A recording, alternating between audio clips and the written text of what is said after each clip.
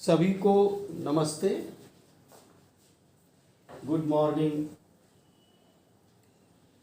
आज का टॉपिक है composition of simple harmonic motion Lissajous figures. जैसा कि आप जानते हैं कि जब दो परपेंडिकुलर टू ईच अदर दो सिंपल हार्मोनिक मोशन किसी पार्टिकल या बॉडी पर होते हैं तो हम लिसाजियस फिगर्स की बात करते हैं। दो ही केसेस हैं आपके सिलेबस में। एक होता है कि अगर एम्पलीट्यूड समान है, फ्रीक्वेंसी समान है, तो क्या फिगर्स की तस्वीर बनती है, और दूसरा है कि जब 2:1 होता है एम्पलीट्यूड्स में, फ्रीक्वेंसी सेम या नियरली सेम होती हैं, तो उसकी तस्वीर क्या बनती है। डिफरेंस क्या होता जाता है, फेज डिफरेंस पाई में 0 हुआ या π/4 हुआ या पाई हुआ, π/2 हुआ, पाई हुआ, वगैरह वगैरह अप टू पाई तक का हम लोगों ने या 2π तक का क्लास में डिस्कस किया था।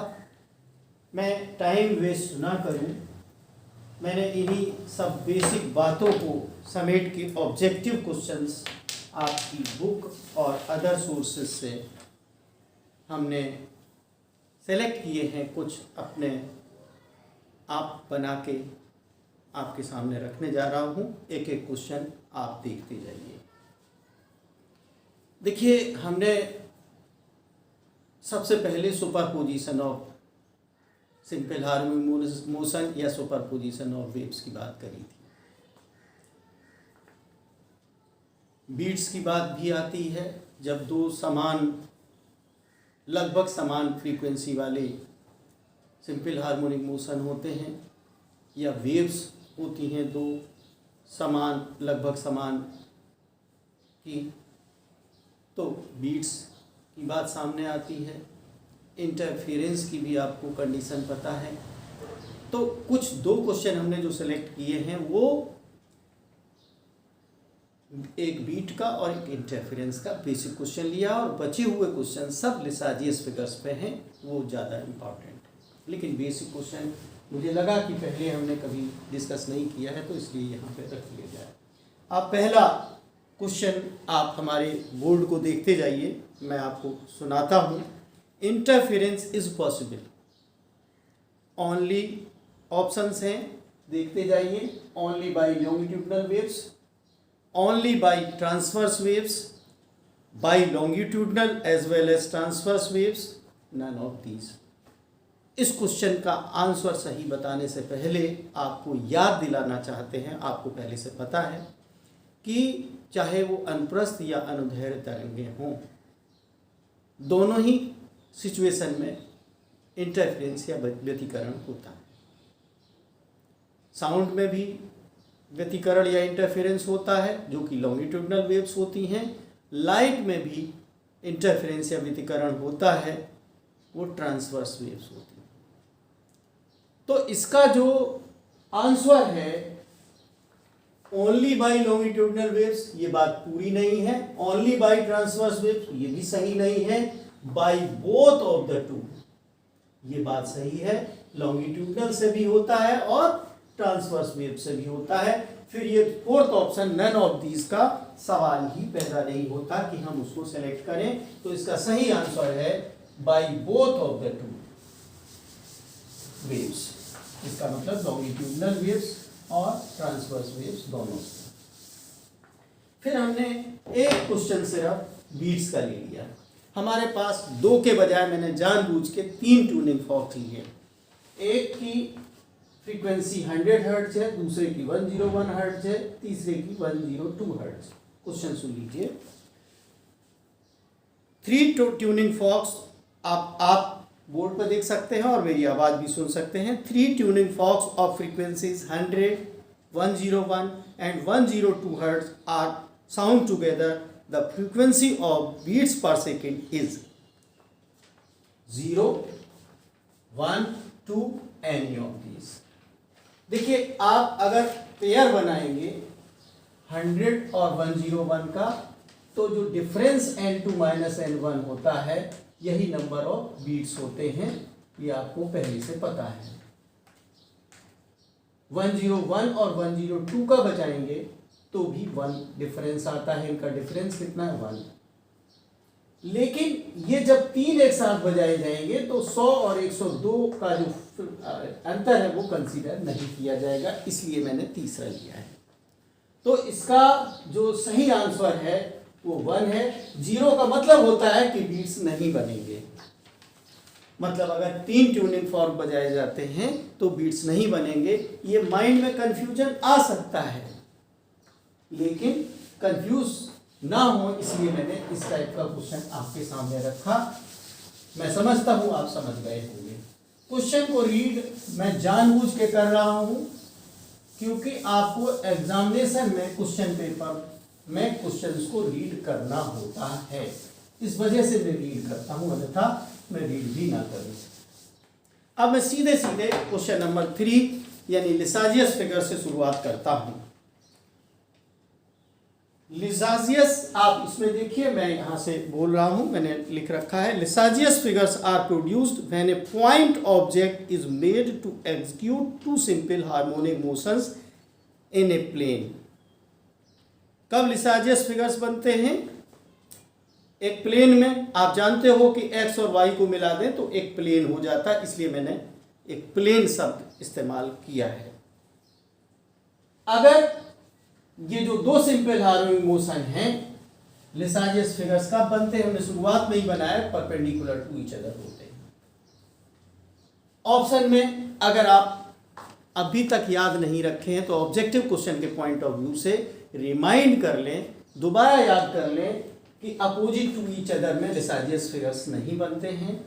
पैरेलल अगर दो सिंपल हार्मोनिक मोशन है तब भी लिसाजियस फिगर्स नहीं बनते हैं। परपेंडिकुलर टू ईच अदर है अगर तभी बनते हैं, इसकी कंडीशन है शुरुआत में आपने पढ़ी है, तो यही सी आंसर होगा। फोर्थ ऑल ऑफ दीज लिखा है कंफ्यूज करने के लिए कि दो सिंपल हार्मोनिक मोशन अगर फ्रीक्वेंसी समान है, एम्पलीट्यूड समान है या 2:1 में है, फेज डिफरेंस की भी कंडीशन है। अगर हमें तीनों कंडीशन पता है लेकिन चौथी ये भूल गए हैं कि एक दूसरे से के परपेंडिकुलर या रेक्टेंगुलर टू ईच अदर हैं, तभी लिसाजियस फिगर्स बनते हैं। तो अपोजिट टू ईच अदर में नहीं बनेंगे, पैरेलल टू ईच अदर में नहीं बनेंगे, और परपेंडिकुलर में बनेंगे, इसलिए ऑल ऑफ दीज भी सही आंसर नहीं है। Option C is correct, perpendicular to each other, माने दो सिंपल हार्मोनिक मोशन अगर परपेंडिकुलर या रेक्टेंगुलर हैं तभी लिसाजियस फिगर्स बनते हैं। ये आप बहुत आसानी के साथ माइंड में रख लीजिए। अब ये जो क्वेश्चन 4, 5, 6 हैं वो हमने एक ही क्वेश्चन के बनाए हैं। आप क्वेश्चन को एक बार मैं पढ़ के सुनाता हूँ। A simple harmonic motion is executing along x axis and another identical wave is executing along y axis। Condition भी यही होती है कि एक x axis के along सिंपल हार्मोनिक मोशन हो रहा हो या दूसरा y axis के along। हम जरूरी नहीं कि x और y लें, हम y और z भी क्वेश्चन में लिख सकते थे या पेपर में लिख के आ सकता है। आप इतना ध्यान रखिए कि परपेंडिकुलर टू ईच अदर होना चाहिए। एक्स वाई के लॉन्ग भी हो सकता है, वाई जेड के लॉन्ग भी हो सकता है, और जेड एक्स के लॉन्ग भी हो सकता है। ये भी परपेंडिकुलर टू ईच अदर कहलाएगा, ये भी परपेंडिकुलर टू ईच अदर कहलाएगा, ये भी परपेंडिकुलर टू ईच अदर कहलाएगा। ये ध्यान रहे कि हमने दो कंडीशंस पढ़ी हैं, समान एम्पलीट्यूड वाली और 2:1 वाली। ये ध्यान रहे कि फ्रीक्वेंसी जो एंगुलर फ्रीक्वेंसी या फ्रीक्वेंसी समान होती है। जो फेज डिफरेंस होता है वो 0, π/4, π/2, पाई अप टू पाई, 2 पाई हम कर सकते हैं। यही सेम सिचुएशन यहाँ रिपीट कर सकते हैं। जस्ट हम समराइज करने के लिए इस बात को बोले हैं। अब 3 क्वेश्चन लगातार हम लोग करते हैं। तो a simple harmonic motion is executing along x axis and another identical wave is executing along y axis if the phase difference between them, अब मैंने ऊपर साफ ओपन कर दिया है कि फेज डिफरेंस इन दोनों के बीच में 0 है, एंड दे सुपर इम्पोज, निश्चित रूप से जब दो सिंपल हार्मोनिक मोशन कंबाइन कर रहे हैं तो सुपर इम्पोज तो होंगे। द रिजल्टेंट फिगर कैसी आएगी? अब आपने तो पढ़ा ही है कि जो रिजल्टेंट फिगर है 0 की स्थिति में कौन सी आती है?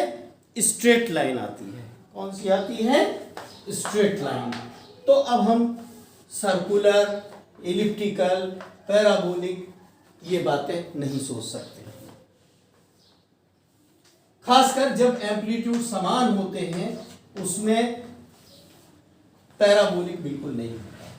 तो इसको जब सेम वाली बात कही जाए तब पैराबोलिक को कभी आपको टिक नहीं करना है। पैराबोलिक होता है 2:1 वाले में। 2:1 में एक फिगर ऑफ 8 आता है, पैराबोला होता है, डबल पैराबोला भी होता है, ये भी आप जान लीजिए, है ना। इस तरीके से आपको लर्न करना है।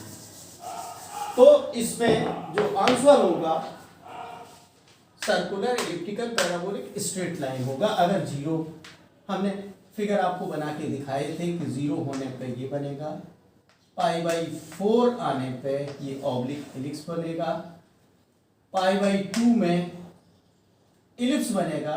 लेकिन अगर एम्पलीट्यूड बिल्कुल समान है तो ऐसी स्थिति में सर्किल बन जाता है।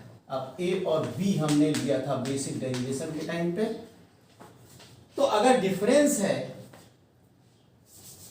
ये तरीके से ये बनेगा, और उसके बाद जो है 3π/4 में भी ये इसी तरीके का बनेगा, और पाई में जाके फिर स्ट्रेट लाइन होगी लेकिन उल्टा होगा। ये y = mx है, ये y = -mx है। तो यही सब हमने यहाँ पे टिक किया है। Same to question number 4 with a difference in phase difference of π/2। अगर हम π/2 लेंगे फेज डिफरेंस तो हमें अब की बार वही ऑप्शन है, सर्किल है, एलिप्स है, पैराबोला है, स्ट्रेट लाइन है। तो इस बार आप लेंगे सर्किल, ठीक है, सर्किल या सर्कुलर, जो भी आपके उसमें लिखा हो। मैंने तीसरे वाले में फेज डिफरेंस π/4 कर दिया है। π/4 में अगर दोनों समान हैं तो ये तिरछा सर्किल नुमा ही बनेगा, यानी कि हम इलिप्स को टिक करेंगे इस वाले में π/4 में। तो इस तरीके से हमने 6 क्वेश्चंस आपके सामने रखे। थ्योरेटिकली हैं, इसमें कोई प्रॉब्लम तो वैसे भी नहीं आनी है। तो ये क्वेश्चंस हमने कर लिए हैं। थोड़ा सा और आगे बढ़ते हैं क्वेश्चन नंबर 7 की तरफ। तो क्वेश्चन नंबर 7 में अब लिखने जा रहा हूँ, टाइम बचाने के लिए। हमने 6 क्वेश्चंस पहले लिख लिए थे। Two tuning forex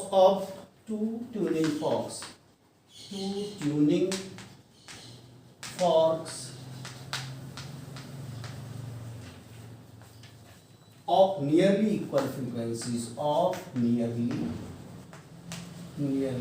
equal frequencies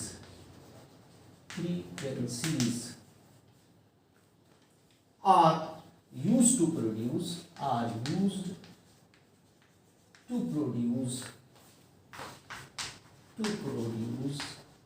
Lissajous figures।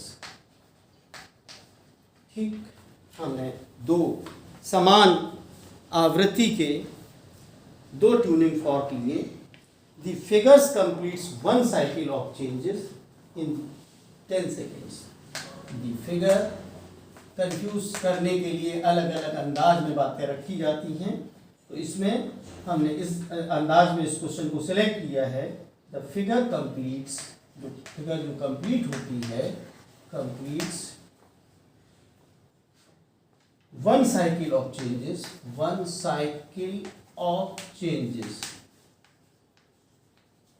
in 10 seconds। माने जो उसका पीरियड है t = 1 सेकेंड है। निश्चित रूप से हमें फ्रीक्वेंसी की बात करनी होगी, तो फ्रीक्वेंसी हो जाएगी 0.1 हर्ट्ज या साइकिल पर सेकेंड। 1/10 अगर आप लेंगे तो 0.1 हो जाएगा।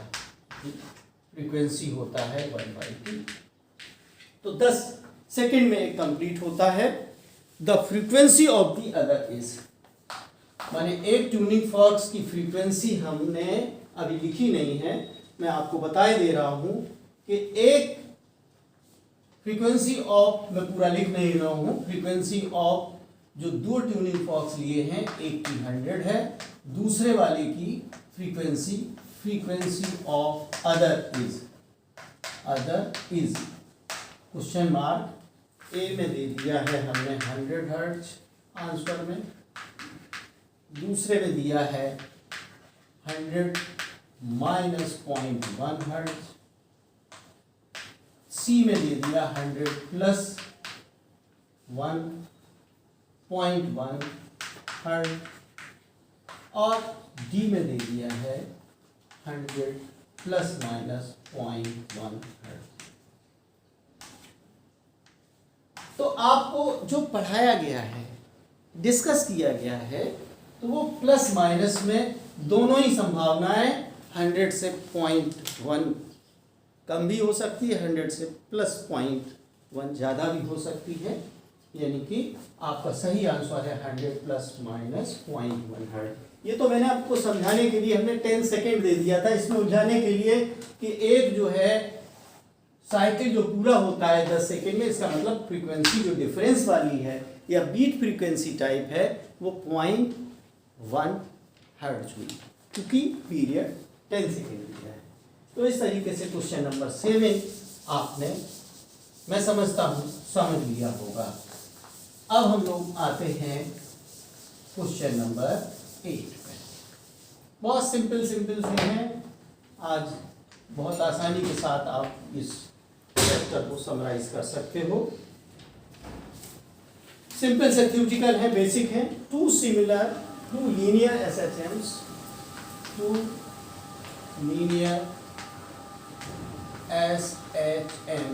हमने शॉर्ट में लिख दिया सिंपल हार्मोनिक मोशंस को SHMs, of same frequency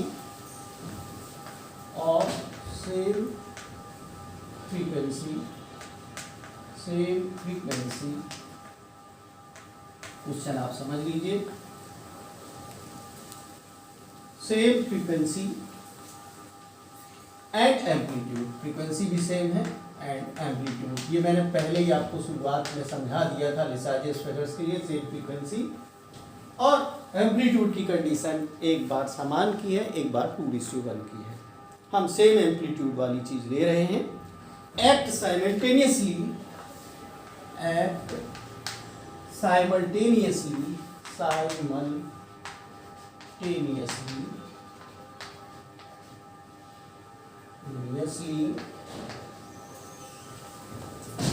on a particle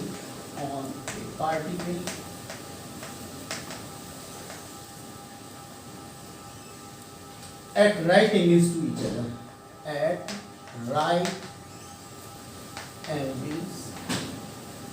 to each other, लिखने का स्टाइल है रेक्टेंगुलर भी लिख सकते हैं, rectangle at right angles to each other, the resultant motion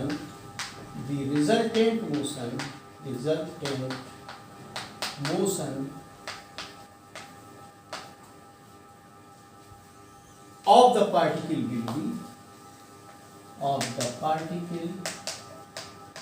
will be question समझ लीजिए, will be सर्कुलर। हम पहले से ही आंसर दे दिए हैं कि सर्कुलर होने जा रही है। when the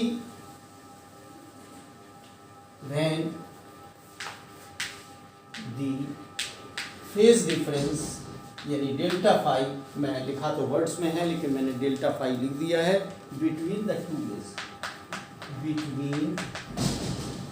two is।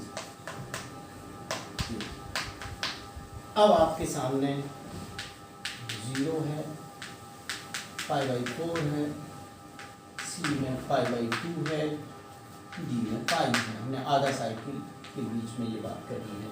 शुरुआत में ही आपको समझा दिया गया है कि सर्किल बनता है, अगर समान एम्पलीट्यूड हो तो सर्किल बनता है, असमान एम्पलीट्यूड होंगे तो सर्किल की जगह पे आपको एलिप्स आंसर करना होगा।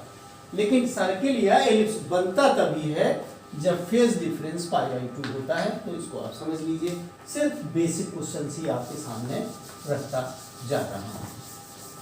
अब हम लोग ये मान लें कि हमने करीब 14 क्वेश्चंस सेलेक्ट किए थे, ये 9th है, इसके बाद 5 क्वेश्चन और हम लोग करेंगे।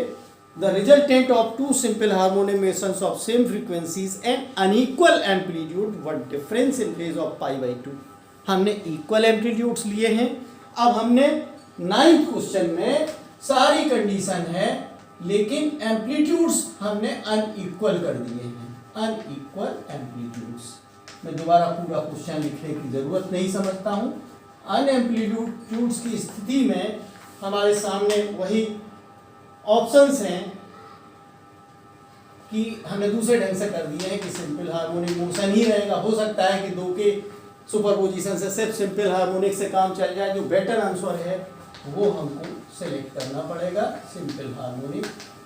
दूसरे वाले में हमने सर्कुलर लिखा है और तीसरा ऑप्शन हमने लिखा है एलिप्टिकल, और चौथे में हमने लिखा है parabola.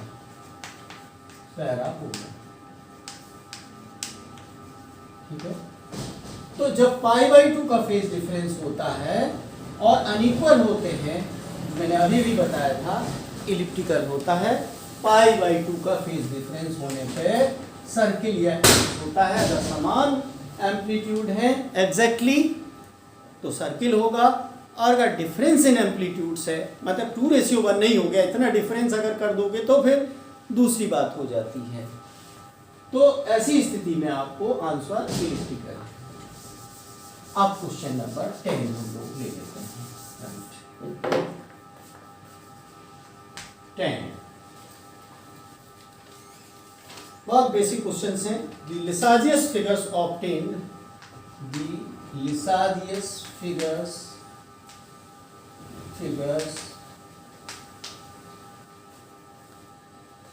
are obtained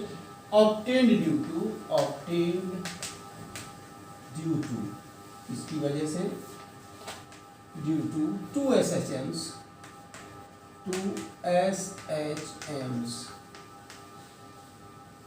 changes from figure 8 to changes from figure 8, आपको पता है फिगर 8 बनती है और फिगर 8 बनती है 2:1 में। फिगर 8 2 ए पैराबोला, पहले फिगर 8 बनी थी, फिर उसके बाद पैराबोला बनेगा। The frequencies of the two are in ratio, the frequency, sorry मैं भूल गया, मैं पता नहीं कैसे भूल गया। एम्पलीट्यूड के रेशियो नहीं बल्कि फ्रीक्वेंसी के रेशियो 2 ओमेगा। जब फिगर 8 बनती है तो जो y = a sin 2 omega t + 5, ये इक्वेशन हम लोगों ने ली थी। y = t sin omega t लिया था। जो फ्रीक्वेंसी के रेशियो थे वो 2:1 थे। तो अब अगर पैराबोला आता है और फिगर 8 आती है तो ये जो होती है ये किस में आती है, इनके ऑप्शन अब सामने हम रखने जा रहे हैं। किस रेशियो में होते हैं? पहला ऑप्शन है 1:1। अभी आपको बता ही चुका हूँ 1:1 में फिगर ऑफ 8 और पैराबोला दोनों ही बनते हैं। बी में 2:1 लिखा है। सी में हमने ऑप्शन दिया नन ऑफ द टू, और डी में लिखा है हमने any of the two, both of the two, both A and B. Both तो हो ही नहीं सकता, 1:1 नहीं हो सकता, इसलिए none of the both of the two ये नहीं, बोथ ए एंड बी भी नहीं हो सकता। आपको आंसर पता है 2:1 में होगा, ये नन ऑफ द टू भी आंसर नहीं है। 1:1 भी नहीं है, ये भी नहीं है, सही ऑप्शन है 2:1। तो फ्रीक्वेंसी के रेशियो 2:1 में होना चाहिए। ये गलती आप इम्प्रूव कर लें, ये गलती हमसे हुई है, ये गलती आपसे ना हो एग्जाम में, ये ध्यान रखें। अब हम लोग क्वेश्चन नंबर 11 पढ़ने जा रहे हैं। क्वेश्चन नंबर 11, इसके बाद 3 क्वेश्चन और डिस्कस करेंगे। Lissajous figures obtained due to two simple harmonic motions is parabola. Lissajous figures obtained due to, मैं पूरा नहीं लिख रहा हूँ, two simple harmonic motions in parabola। इन्होंने पैराबोला बता दिया, क्या मिला हमको? Parabola. And the smaller frequency is 1/50 and the smaller frequency, हमने ये नहीं कहा पहली है कि दूसरी, स्मॉलर फ्रीक्वेंसी इज 150 हर्ट्ज। एक हमने फ्रीक्वेंसी बता दी। देन द अदर फ्रीक्वेंसी माने दूसरी जो आवृत्ति है उसको हमें बताना है। फ्रीक्वेंसी माने आवृत्ति होता इज। तो इसमें ऑप्शन है, निश्चित रूप से कोई सेलेक्ट करना होगा। पहला हमने 150 हर्ट्ज माने समान फ्रीक्वेंसी दे दी, दूसरे वाले में हमने 200 हर्ट्ज है। ये तो कोई हमने ऑप्शन पढ़ा नहीं है कि या तो दुगनी होती है या बराबर होती है। 250 हर्ट्ज भी बेकार का आंसर लिखा हुआ है। तीसरा हमने ऑप्शन दे दिया 300 हर्ट्ज, माने हमने दे दी है इसकी डबल फ्रीक्वेंसी। डबल फ्रीक्वेंसी जब होती है दो सिंपल हार्मोनिक मोशंस की जो perpendicular to each other oscillate करते हैं, तो हमें लिसाजियस फिगर्स मिल सकती है पैराबोला के रूप में या फिगर ऑफ 8 के रूप में। फिगर ऑफ 8 आपको पता है मिलती है 0 फेज डिफरेंस की स्थिति में या पाई के फेज डिफरेंस की स्थिति में, ये आपने पढ़ा है। तो क्वेश्चन नंबर 11 में हमने फ्रीक्वेंसी का एक एग्जाम्पल देके दूसरी फ्रीक्वेंसी पूछी थी। अब हम लोग क्वेश्चन नंबर 13 देख ले रहे हैं, 12 देख ले रहे हैं।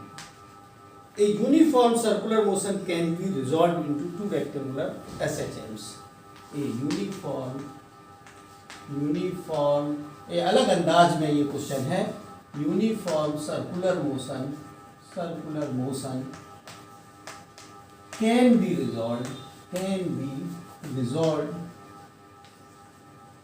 into, उल्टा क्वेश्चन बनाया है, into two components, two simple harmonic motions,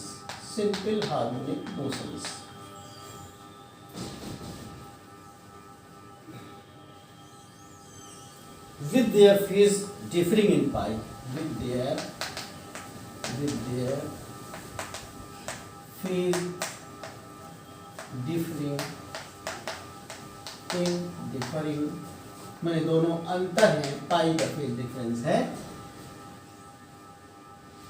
then resultant figure is best, then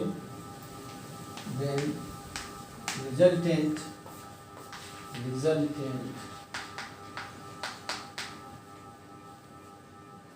figure is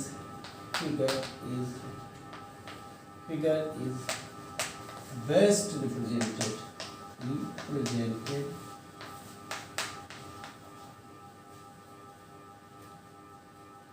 sorry मैं गलत पढ़ गया। differing pi, their amplitudes are in the ratio, their amplitudes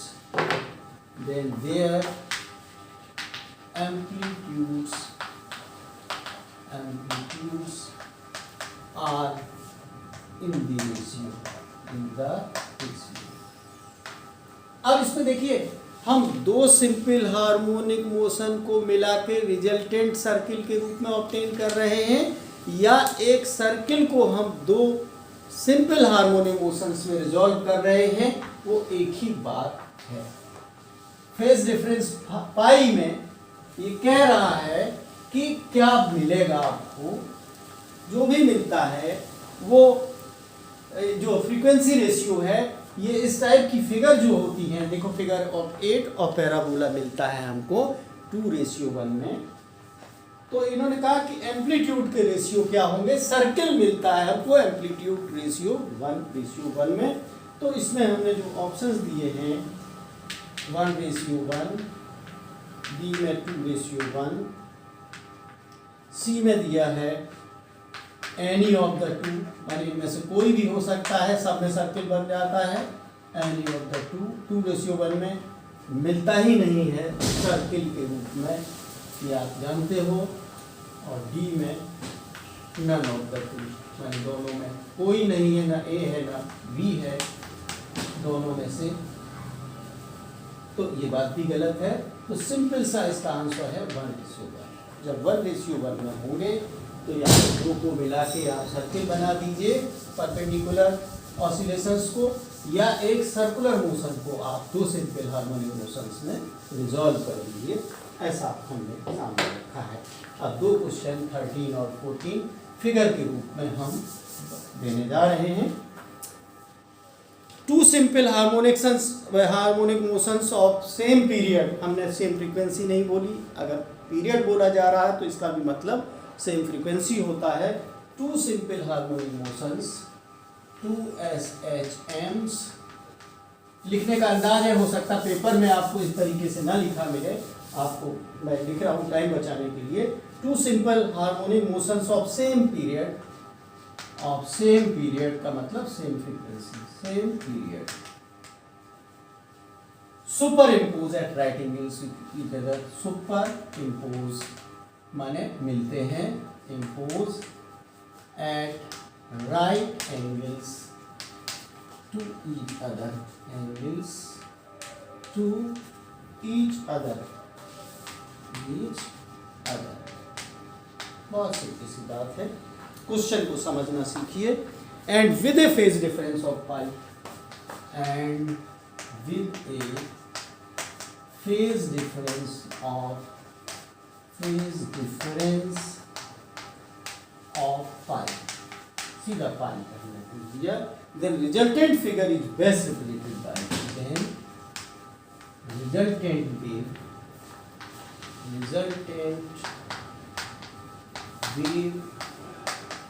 is best represented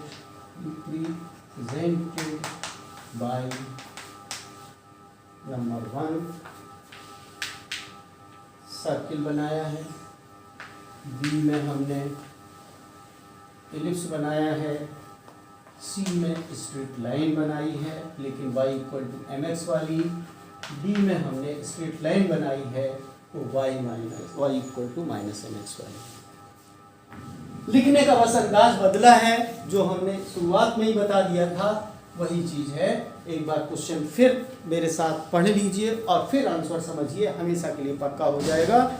to simple harmonic motions of same period, देखिए difference हमने क्या किया, इसमें same period बोला है, सेम फ्रीक्वेंसी नहीं बोला, दोनों के मतलब एक होते हैं। Two simple harmonic motions of same period superimpose at right angles to each other and with a phase difference of pi, ये ध्यान रखने की बात है। आपको पता है जीरो फेज डिफरेंस में तो स्ट्रेट लाइन ये बनती है, π/4 में ये वाली फिगर बनती है, π/2 में ये फिगर बनती है और पाई में ये फिगर बनती है।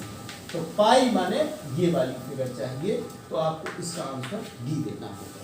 मैंने जो पढ़ा है, जिसको आप रिवाइज कर सकते हो मेरे वीडियो लेक्चर को देख के भी या बुक से, दोनों स्थितियों से आप रीडिंग कर सकते हो, दोनों में एक ही बात मिलेगी, जो आपको बेटर लगे वो आप काम कर सकते हो। तो इस तरीके से क्वेश्चन नंबर 13 मैंने के माध्यम से आपके बेसिक्स को भी रिवाइज किया है और मैं समझता हूँ कि इसके बियॉन्ड क्वेश्चन नहीं आना चाहिए। अब मैं आता हूँ क्वेश्चन नंबर 14 पर, ये लास्ट क्वेश्चन है। द टू कंपोनेंट सिंपल, तो अब हमने दूसरे ढंग से लिखा है, the two component simple harmonic motions, sorry component rectangular simple harmonic motions, rectangular माने दोबारा सेंटेंस नहीं लिखना पड़ेगा, writing is to each other, rectangular करिए है, आर रिप्रेजेंटेड बाय, इसमें हमने सीधे सीधे जानबूझ के अलग अंदाज में सीधे सीधे इक्वेशन लिख दी है। हो सकता है क्वेश्चन में इक्वेशन के रूप में पूछा जाए, इसलिए मैंने जानबूझ के लिखी है। एक है equation x equal to a sin 2 omega t plus pi by 4, और दूसरी इक्वेशन है y equal to a sin omega t। The resultant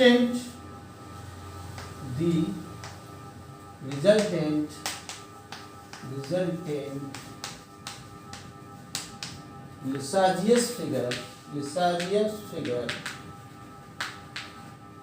is best represented by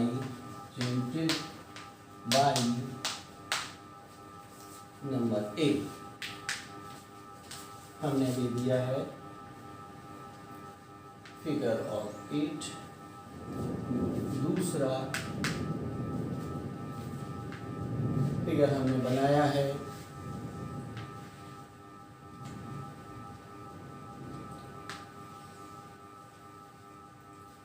C, ये फिगर बनाया है, और D में हमने नन ऑफ दीज लिखा है, नन ऑफ दीज। अब आपको पता है जब हमने पढ़ाया था इन्हीं इक्वेशंस को लगभग लेके, तो ये 0 फेज डिफरेंस पे था, ये पाई बाई 4 पे था, ये पाई बाई 2 पे था। पाई का हमने जानबूझ के बनाया नहीं है, उसमें फिगर ऑफ 8 ही बनती है। 3 पाई बाई 4 में ये बनती है। 3 पाई बाई 4 का अगर फिगर बनाना होता तो यही फिगर सेम बनती है,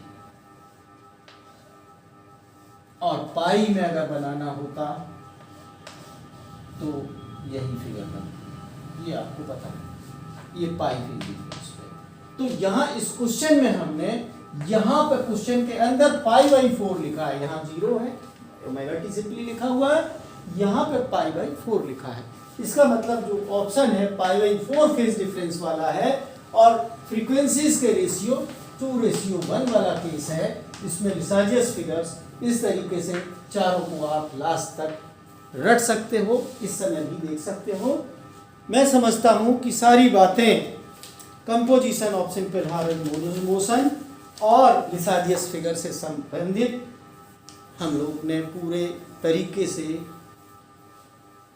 डिस्कस कर ली है, या लिसाजियस फिगर्स के बारे में जो भी हमारे बेसिक कॉन्सेप्ट्स थे उनको भी रिवाइज किया है।